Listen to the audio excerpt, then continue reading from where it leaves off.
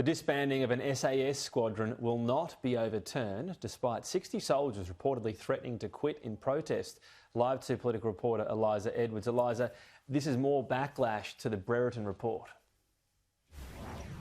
Yeah, Tom, there is growing anger now in the defence community over this decision to disband the Special Air Service Regiment's 2nd Squadron, over that group's involvement in alleged war crimes in Afghanistan, as revealed by the damning Brereton Report. When the Chief of Defence, Angus Campbell, made the announcement, he said it would allow for the rebuilding of a new squadron under a different title. But 7 News has reported today that there are 60 SAS soldiers threatening to quit in protest. The Defence Minister, Linda Reynolds, wouldn't confirm whether that was the case, but she says the decision will not be overturned despite the backlash.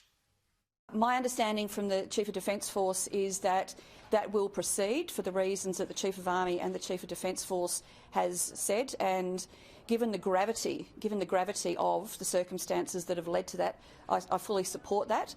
But my understanding is that the commemoration for that has been delayed, not cancelled. Why? Because the CDF has asked for all actions that are in response to the Brereton Report actually be done under his implementation plan.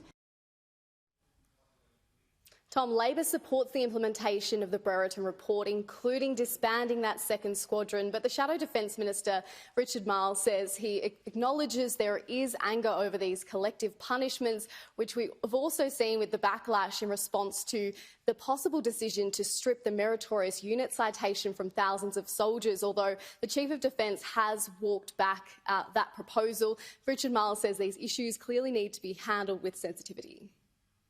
What we've seen since the Brereton Report came down is that, whichever way Defence steps in relation to this, there's criticism, and obviously one can understand that, but Defence actually does need to work its way through this. So, we're keen to try and give the government the necessary space to deal with this, to have Defence the necessary space to deal with this, knowing that at the end of the day, I think the Brereton Report is an astounding piece of work, given the gravity of the allegations that it details, and it's really important at the end of the day that it is allowed to be implemented.